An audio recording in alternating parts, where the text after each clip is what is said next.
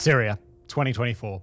It's a bombed-out husk of a nation that once was a burial ground for everything from democratic revolution to a once-strong autocracy to the ambitions and potential of the Syrian nation itself. The Syrian civil war has been a ruinous affair, with well over 500,000 people, hundreds of towns and cities, and even a once stable international order all lying fallen in its wake. It's been one of the defining conflicts of the 21st century, matched only by America's war on terror, Russia's invasion of Ukraine, and the seething Cold War between Israel, Iran, and all the many proxies in the middle. Yet, even compared to all of the rest, Syria does stand out for its multidimensional chaos, its role as a stomping ground for major powers across the world, and the sheer, unforgiving brutality delivered upon the people who are caught in the middle. But for the last 3 or 4 years, the Syrian civil war has settled into an uncomfortable stalemate. Until now, that is. Because violence is back on the rise across Syria this year, ticking past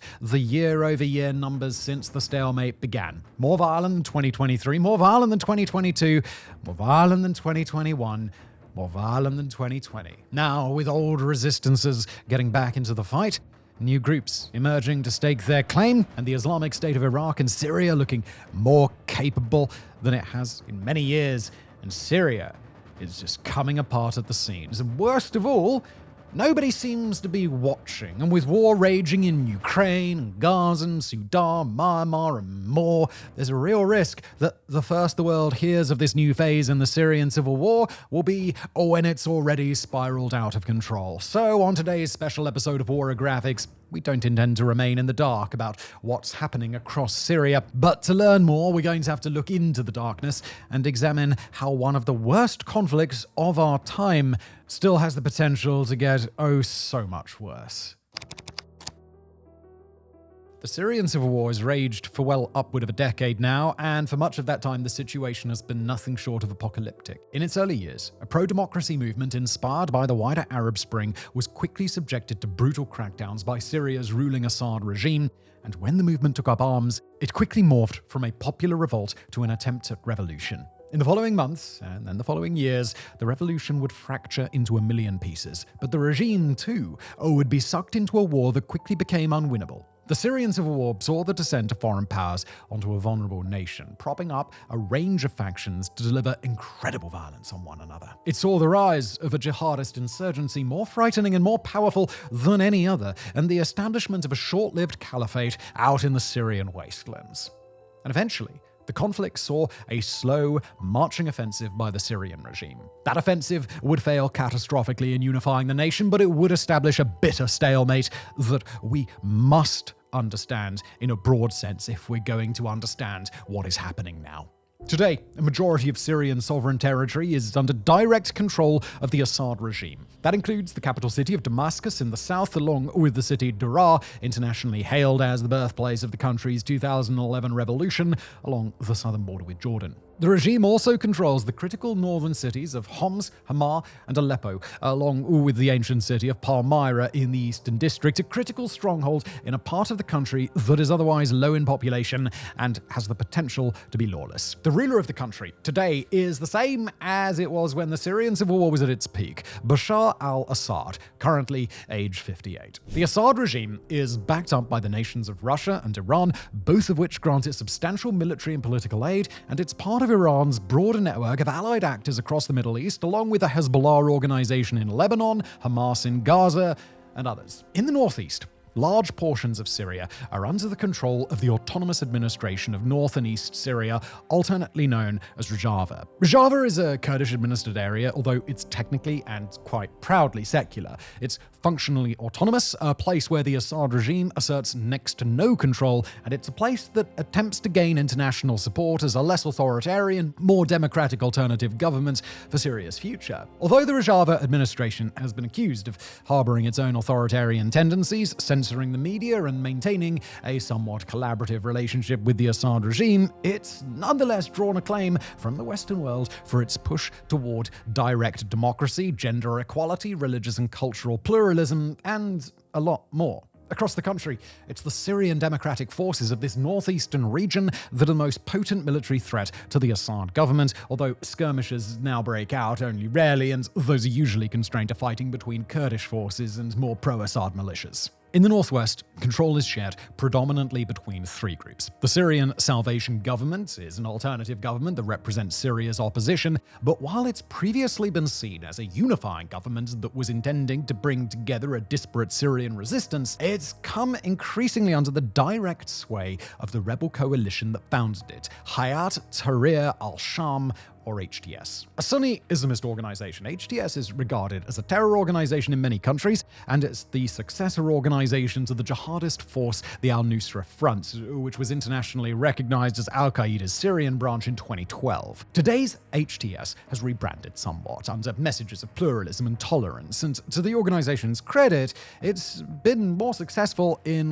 withstanding regime conquest than most former members of the Syrian resistance. Even still, HTS and its Syrian Salvation Government are holed up in and around the city of Idlib and are widely understood to have little or no potential to pull off the sort of breakthrough that would reverse its fortunes. Also in the northwest is another organization claiming to represent the Syrian opposition, the Syrian Interim Government, or SIG. The SIG controls limited amounts of territory across Syria's northern border, and it also draws support from the third force at work in that area, Syria's northern neighbor nation of Turkey. The SIG works through a number of affiliated militias, basically claiming to lead Syria in exile, while Turkey occupies about 8,800 square kilometers of land and uses the SIC to jointly administer that territory. The Turkish occupation is present largely to counterbalance Kurdish forces to their west and has attacked the SDF in the past, with rumors rising in 2022 that a subsequent offensive might be coming, although that assault ultimately never materialized.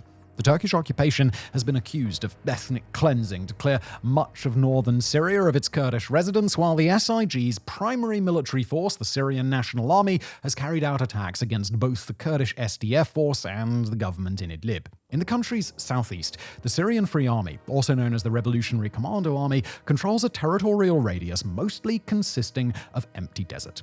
The Syrian Free Army boasts only a few hundred fighters, and they're unlikely to ever rise to the level where they could pose a threat to the regime. But that's not their purpose. Instead, the Syrian Free Army works alongside American forces who maintain a secure radius around the Al-Tanf military base 15 miles west of a critical border crossing with Iraq. That base, and a handful of nearby military outposts, host the combined forces of the Syrian Free Army and a few hundred American soldiers, although the Americans' numbers are hard to establish precisely at any given time.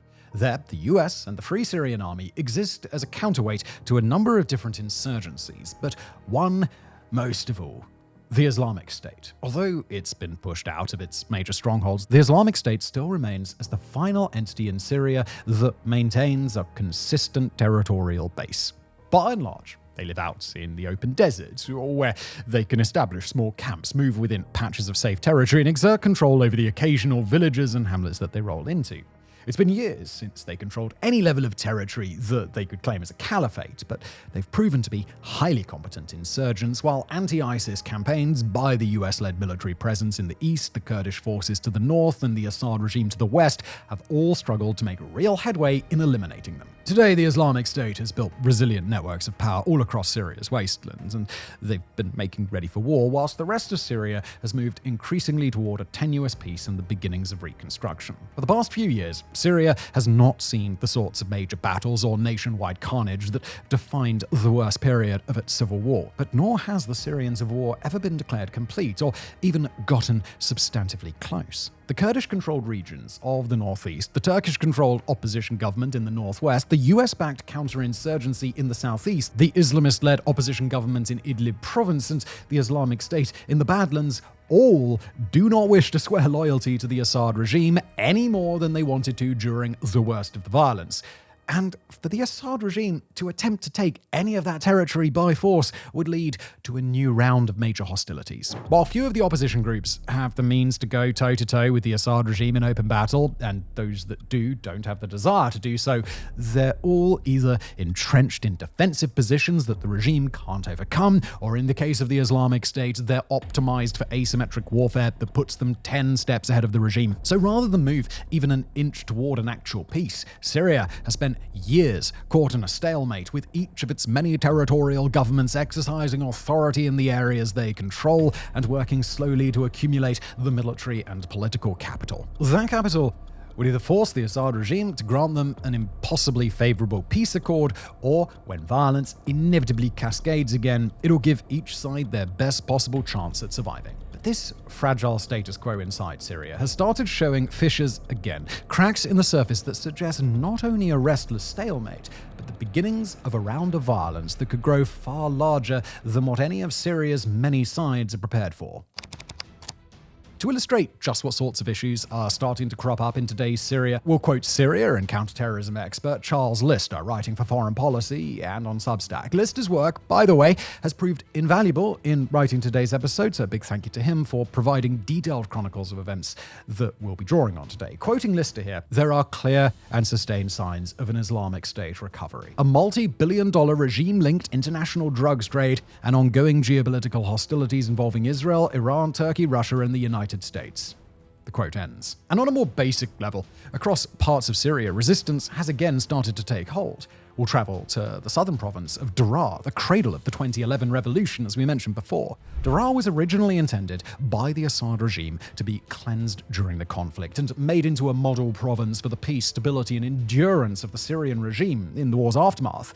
But it's been restless ever since the violence really died down in 2018, never really returning to the peaceful state the Assad regime had envisioned, but never really picking up in violence.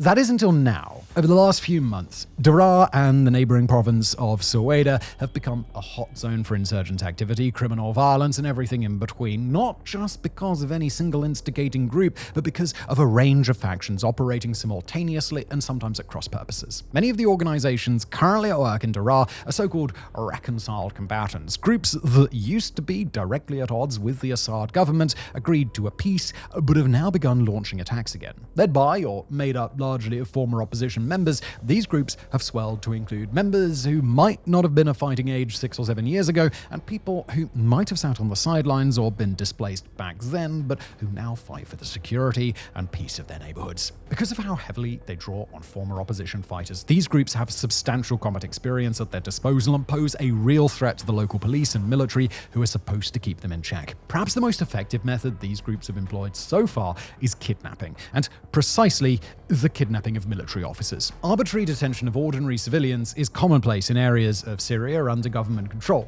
especially in areas that have had trouble with continued violence in recent years.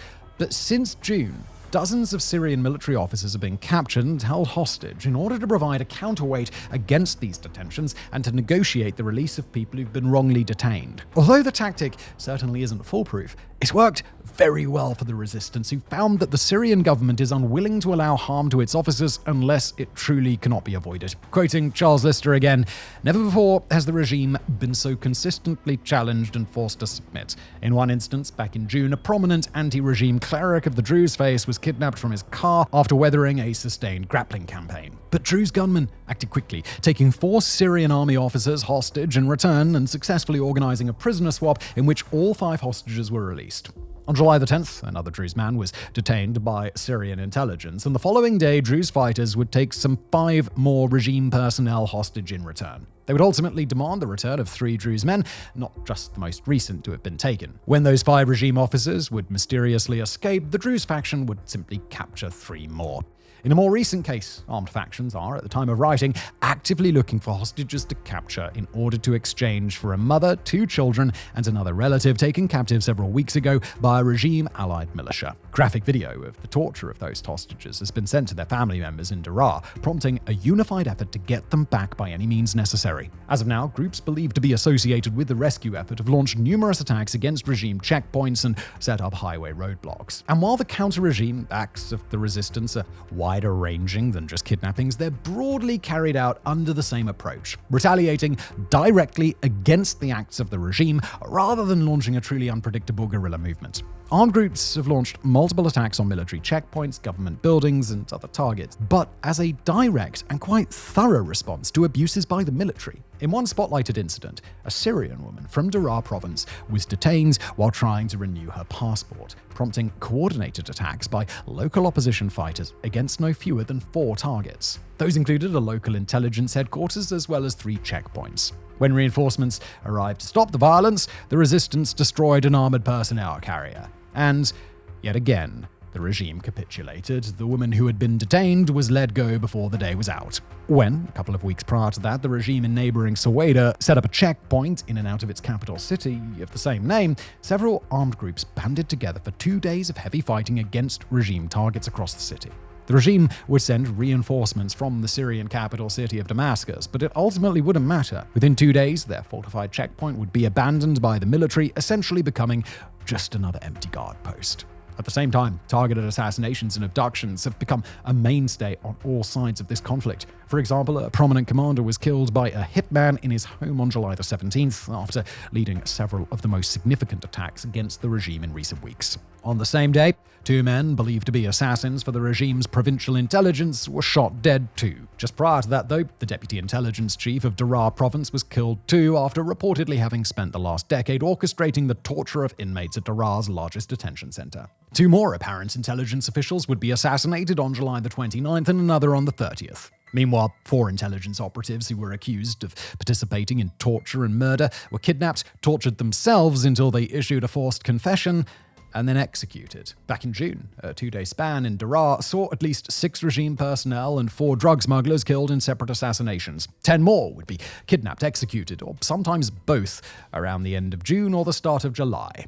And resistance interference in regime affairs goes a good bit further than that. When Syria's parliamentary elections went down on July the 15th, the elections fell under attack from the local resistance in Daraa and Syria alike. Protesters raided voting stations and spoiled ballots and ballot boxes, also working to disrupt voter access to the polls. Those same elections have been widely denounced as a sham. On July the 24th, a resistance group exposed what it alleged was a plot to create major fighting in Syria province and prompt a government intervention after they captured an alleged intelligence officer who was supposedly involved. All the while, these same resistance groups work to keep their neighborhoods safe from other threats. For example, on July the 7th, a militia in Syria province killed several members of a criminal gang, including its leader, after a car theft proved to be the last straw in their local rivalry. In late July, a Hezbollah-allied militia was forced to disband in Daraa after local leaders mobilized forces and ran them out of the village of Ib. And across 2 provinces, local militias and armed groups are increasingly seen not just as a source of neighborhood stability,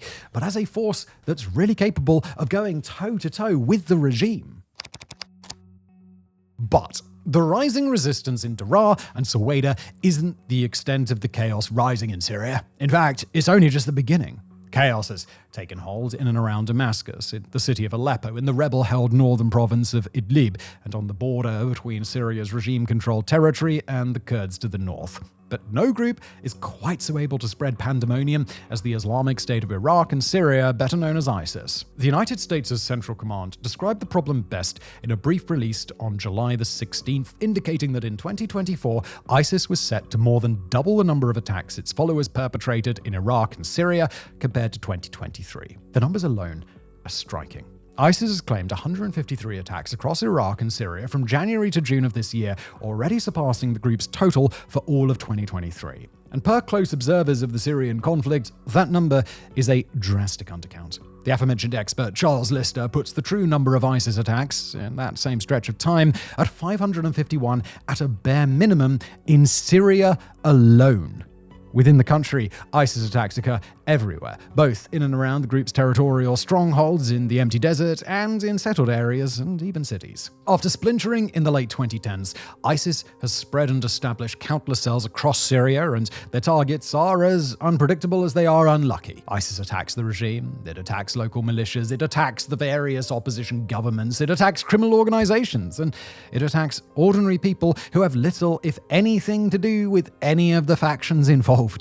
Against civilians, the group's attacks have been especially horrific, often aimed at people that ISIS followers believe have violated the terror group's religious ideals in some way. In 2 attacks in Daraa province on July the 12th and the 15th respectively, 2 women were killed after being accused of witchcraft by the group. One was shot dead by an unknown gunman, the other was hanged in front of her husband in their home. A week prior, no fewer than 9 men had been killed by ISIS in the province of Raqqa. 2 were Bedouin herders, while the other 7 were militiamen attempting to fight ISIS off. Meanwhile, the group has kept up ambush and raiding attacks on any armed faction it can reach. In just the month of July, ISIS has engaged in dozens of ambush attacks and killings against Syrian regime targets, Kurdish forces in the north, pro- and anti-government militias, and more.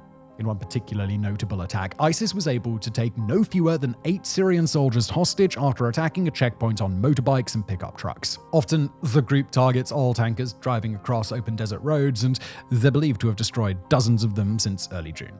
In particular, ISIS tends to attack tankers associated with Kurdish forces, but regime tankers aren't likely to be targeted either. All in all, the current ISIS surge is its biggest and best sustained wave of attacks since all the way back in 2017. Various anti-ISIS forces have had some success, including a raid by Syrian intelligence at the end of June that captured an alleged ISIS commander who had run the group's assassination campaign in Daraa, and earlier that month, the US military killed a senior ISIS facilitator in a drone strike. But nonetheless, the group's success with its attacks thus far would indicate that they're only growing in strength and confidence as time goes on. And then there's the question of Syria's booming drug smuggling market. Now, to get a feel for just how serious Syria's drug problem has become, we'll zero in on a raid that took place in the Saudi Arabian port city of Jeddah on July the 1st. There, in the city considered to be the gateway to Mecca, less than 2 weeks after the conclusion of the Hajj pilgrimage this year, Saudi Arabia found over 3.6 million Syrian-made pills in a single stash.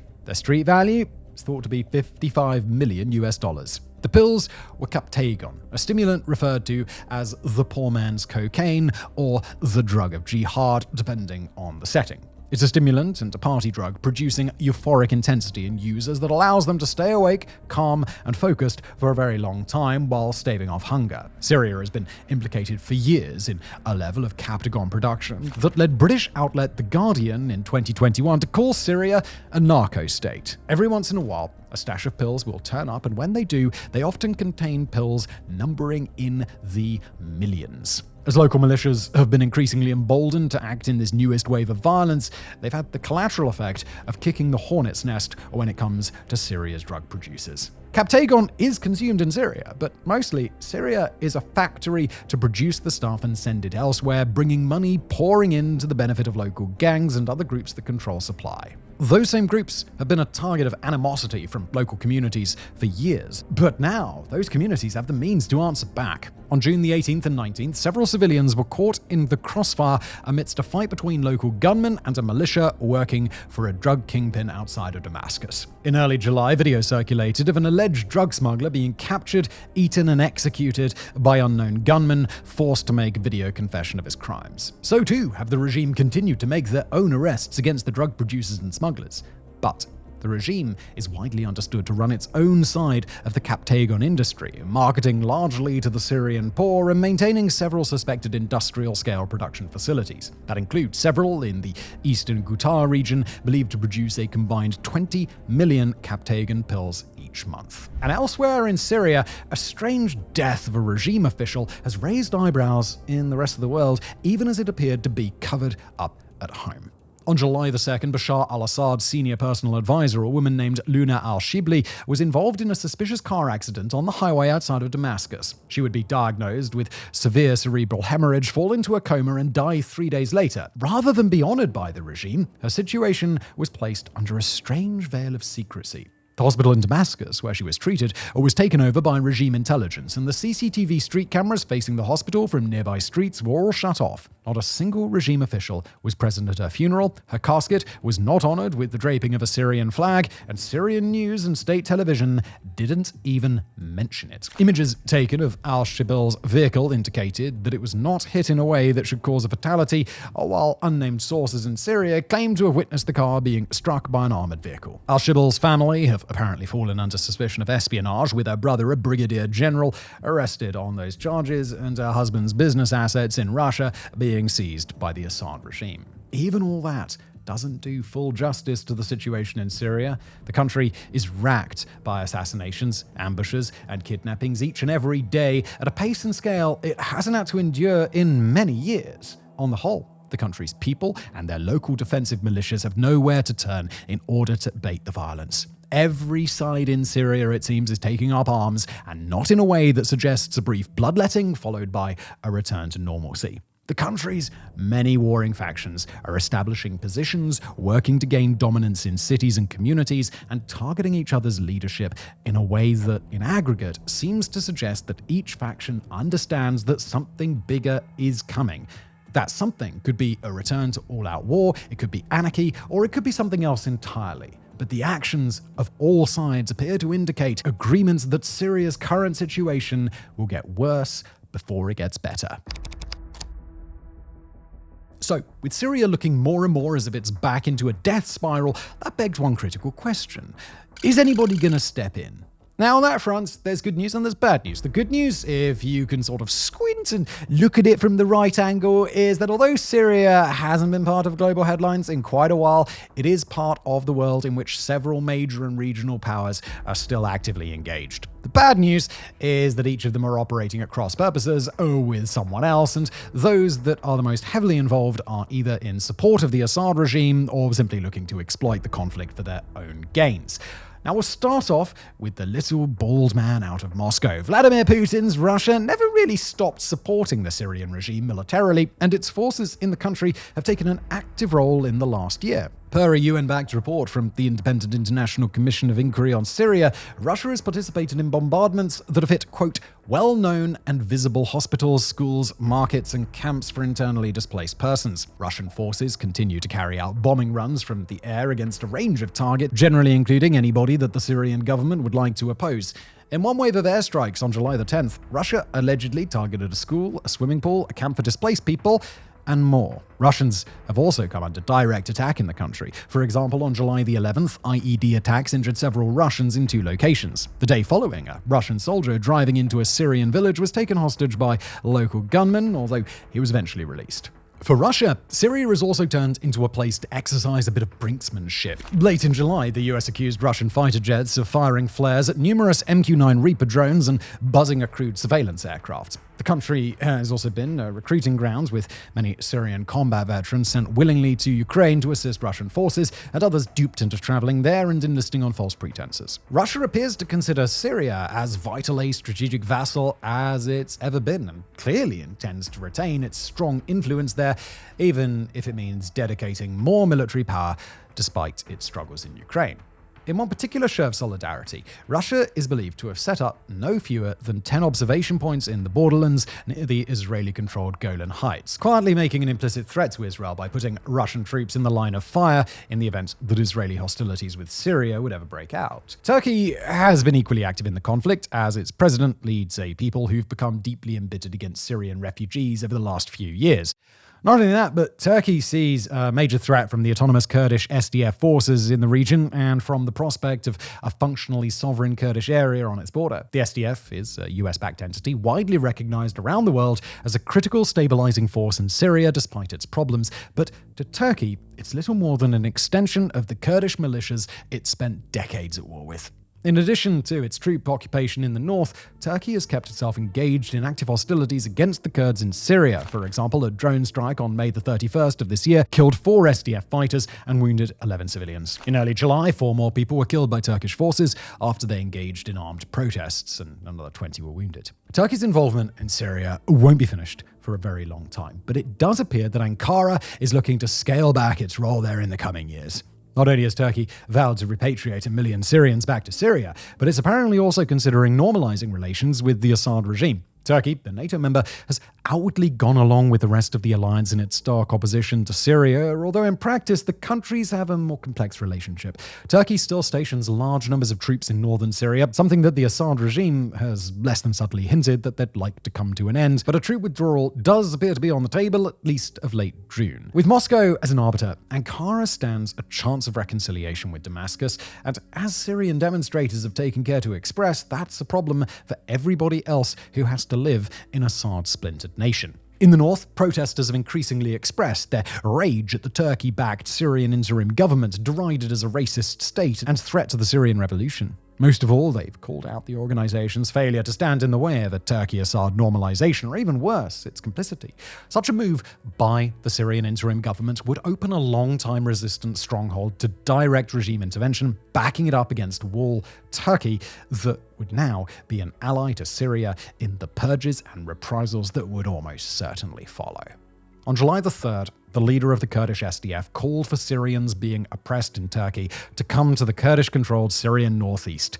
But that's harder than it sounds. It's unclear whether Syrians in Turkey would be able to safely make that journey, or whether that offer might extend to the people living under the Turkish-backed Syrian interim government if Ankara decides to sell them out. Israel, too, has been active in Syria for purposes that do relate to a certain extent to its ongoing operations against the Lebanese militant organization Hezbollah. The organization is active in Syria and has been targeted by Israeli forces repeatedly, including in a June 29th strike on a Hezbollah front company that receives money from Iran, and in a strike on July the 8th when an Israeli missile hit a shipment of purportedly Iranian weapons headed Hezbollah's way. In a particularly notable strike on July the 9th, Israel killed the former bodyguard to Hezbollah's leader Hassan Nasrallah, who had allegedly since become the leading man in Hezbollah's initiative to source weapons from Syria and Iraq. But Israel has attacked Syrian regime targets too. Arguably the most important of these was a man named Mohammed Barak Taji, who was killed in an airstrike while driving on the highway from Damascus to the Lebanese capital of Beirut. Kataji and his two brothers were considered one of, if not the most important financier behind the Syrian regime's war machine, trading in oil, gas, agriculture, technology, tourism, and a whole lot more. He'd been long suspected of cooperating with Hezbollah and the Iranian Revolutionary Guard Corps, but he was still a very, very important figure to the Assad family and the Syrian government. In another air raid on June the 19th, Israel conducted multiple airstrikes against Syrian military positions, killing at least one Syrian officer and dropping leaflets that implied the Syrian army was cooperating with Hezbollah.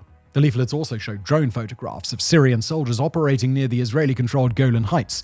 On July the 10th, Israel used tanks and heavy artillery to attack the Syrian army on the fringes of the Golan Heights, acknowledging the strikes outright. And in other cases, Israel has struck within Damascus and even close to the presidential palace, Bashar al-Assad's personal home base. Broadly speaking, Israeli warplanes have little to fear by flying into Syrian airspace, bombing and blowing up what they please, and trusting that the Assad regime either won't scramble jets to intercept them or doesn't have the means to do so. With that being said, Syria will almost certainly gain greater importance to Israel in the event of an Israel-Hezbollah war, something that at the time of writing appears to be rather imminently on the horizon. The Assad regime draws support from Iran. It hosts large numbers of Hezbollah fighters on its soil, and is also host to a range of other militias that ally with Iran and Hezbollah to Israel's detriment. Hezbollah works inside Syrian army bases across the nation. It uses Syria as a critical supply route for weapons, and the flood of foreign fighters that would almost certainly arrive to support Hezbollah in an all-out war would travel through Syria too. Israel's involvement there may be relatively limited for now, but in the event of war along the Israel-Lebanon border, Syria should expect to be in Israel's crosshairs too. Speaking of Iran's role in Syria, the ties between Ayatollah Khamenei and Bashar al-Assad go a whole lot deeper than simple arms smuggling. It's true that Iran sees Syria as a convenient and relatively lawless place for it to transit weapons and supplies to its proxy forces as it sees fit, using decently sized forces of proxy militiamen who, when they roll into an area, are often the largest military force present there. But Iran also wants to embed its political and strategic influence deeply in Syria, making Assad's regime something of a tool for Iran's broader geopolitical goals. Syria isn't just a forward operating base for Iran's proxies. It's a sovereign government that, if placed into Iran's pocket, can guarantee both a defensive bulwark against Israel in the event of a war and a place where Iran's allies can live freely while building their military strength. Iran is highly politically influential in today's Assad regime, and while Assad has remained the only member of Iran's spiderweb of influence to not come out in full support of Hamas, that's not likely to be a facet of any actual resistance to Iran's aims. Iran doesn't exert as intense a grip on Syria as it does on, say, Lebanon, but politically, ideologically, and at both the local and the federal level, Iran exercises a great deal of influence and controls a whole lot of very well-armed, very dangerous individuals. And in the event that that war was to break out between Israel and its range of Iran-backed adversaries, yet another party in Syria would find itself in danger.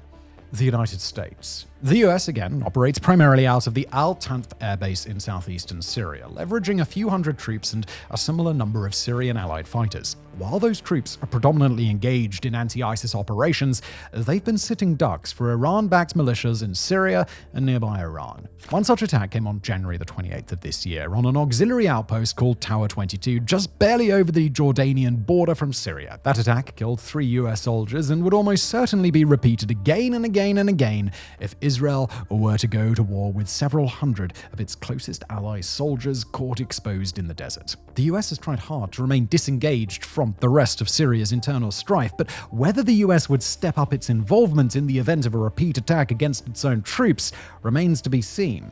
And unfortunately, affairs on the Israel-Lebanon border increasingly indicate that we will have to see sooner or later.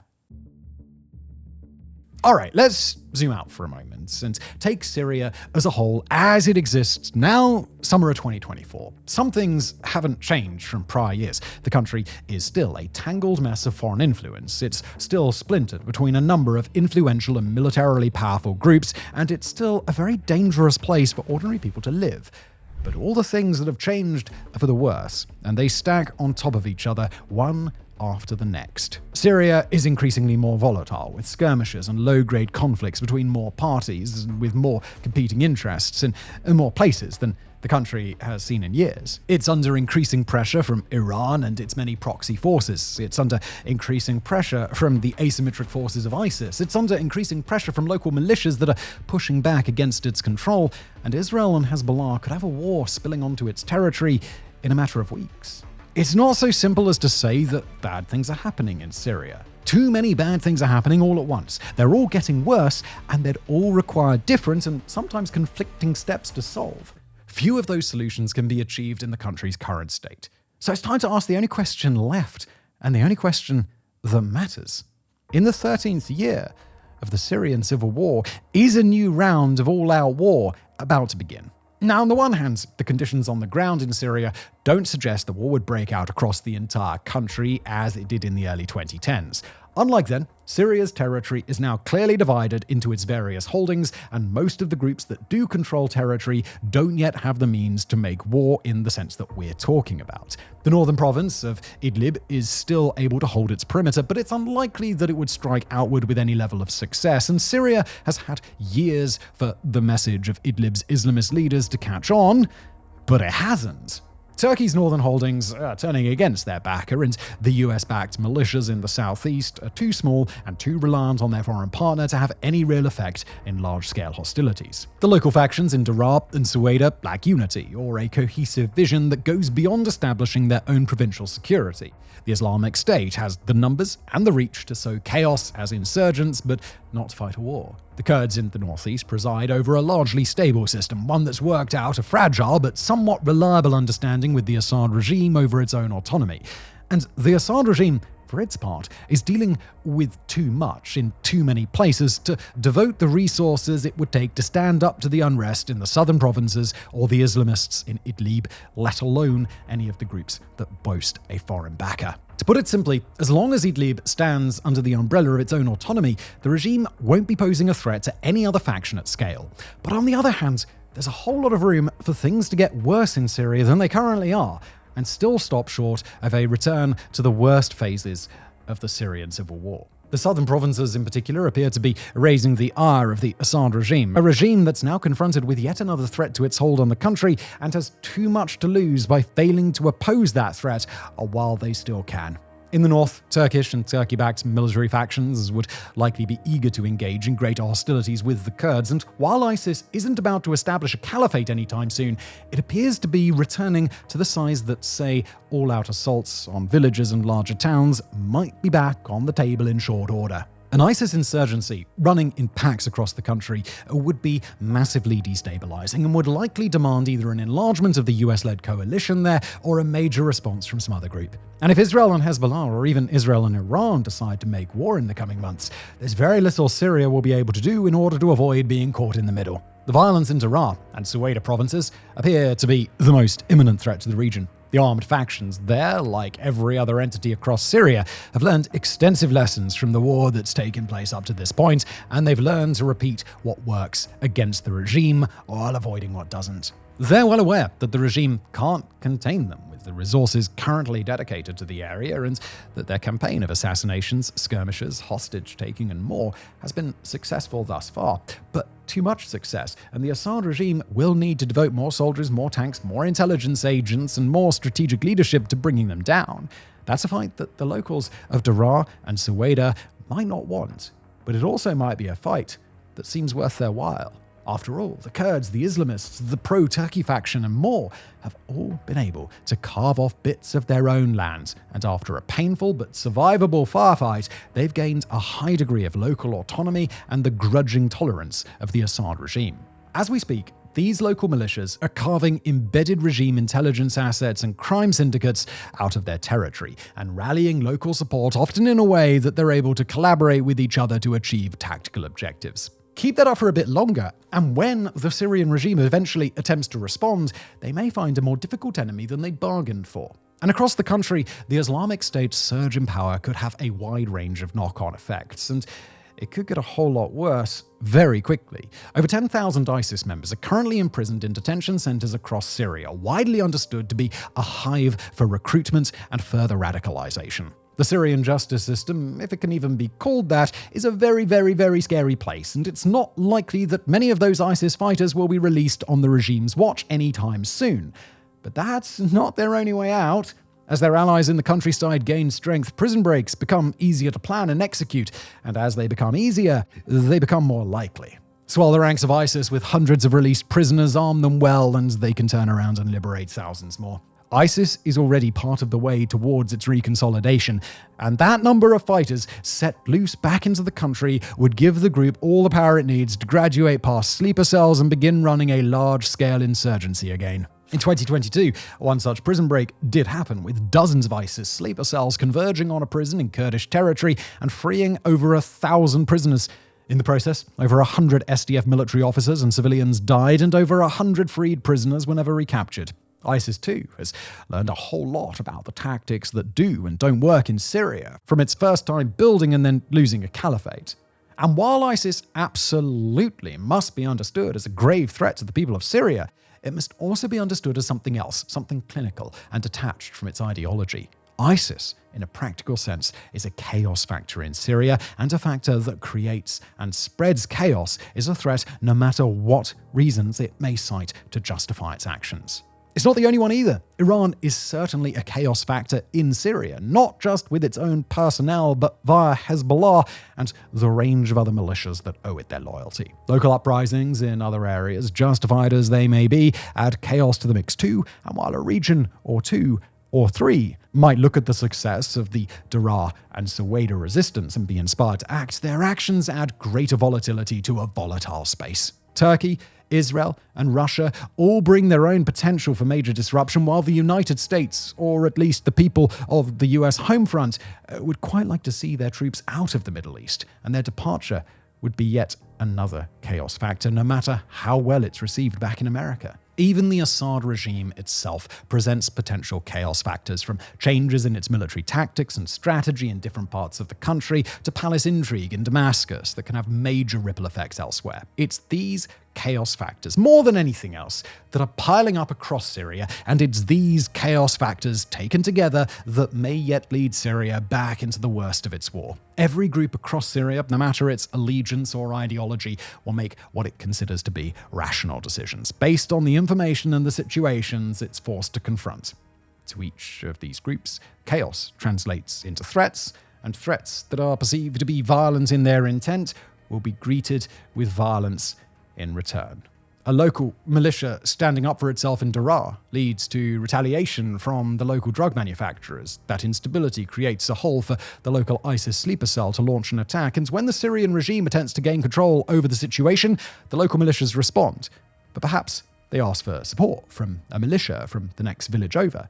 In that village, the local ISIS sleeper cell senses a vacuum. The militia from another neighboring town agrees to go respond. The regime intelligence in that town carries out some assassinations in their absence, And it only continues from there, town by town, village by village, until even though armies aren't marching across Syria, so many places in the nation nonetheless end up at war with themselves. Over 13 years of war, some pockets of Syria have been taken over by groups that can establish local stability, but most of the country looks just like Daraa and Suwaida.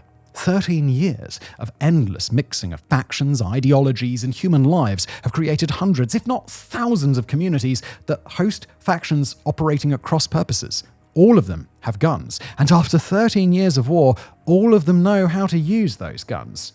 Each one has a different idea of its own endgame. But start acting toward that endgame, and the dominoes will fall as each successive group gets in on the action. If Syria is indeed headed toward another explosion of violence in its long war, then this time, that's what it will look like. Not regime against resistance, but communities against themselves in a new cycle of violence that will catch fire far easier and be far harder to extinguish. Let's hope that that reality never comes to pass, and let's brace ourselves for the possibility that it will.